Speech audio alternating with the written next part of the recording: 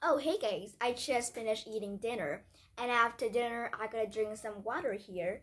And today's video, I want to introduce to you guys my favorite book. Actually, it's like my next favorite book, you know. After I read every book, I will have a new favorite book. And here is my new one. I just got this from my favorite author called Jacqueline Wilson. And again, this book is illustrated by Nick Sherritt. You see this more handwriting over here, illustrated by Nick Sherritt. And I must say, the illustration rock. I love Nick Sherritt's illustration. See the pictures here, and again those pictures.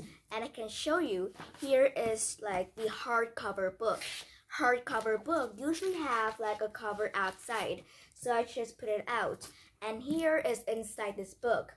I love this color. It's blue actually, and the color is so beautiful. So see, this book is a hardcover.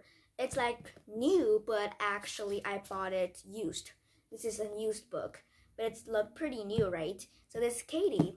Let's see how many pages this book has.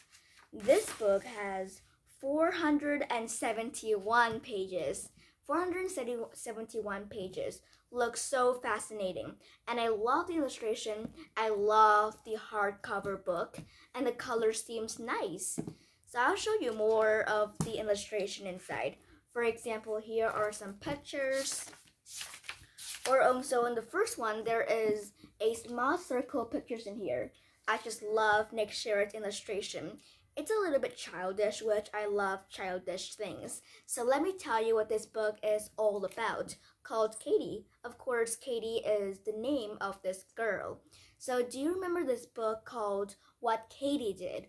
What Katy Did is a really popular children's novel in the 19th century, although like the story, like the message, it's not very appropriate nowadays. It's quite old, and not many people approve of it anymore. So Jacqueline Wilson, as a child, she loves reading What Katy Did, but because the message is inappropriate, she wants to create a new book, just like Katy did, but it's called just Katy. So she wants to create a better version of what Katy did. So here's a better version. Katy right here. I just love this book. You know, Katy, she is a sister full of 5 brothers and sisters as well. Her family is really large. And this family, first of all, her mom died years and years ago, so her dad have to marry another woman because he's scared that nobody will take care of Katy and her little sister called Clover.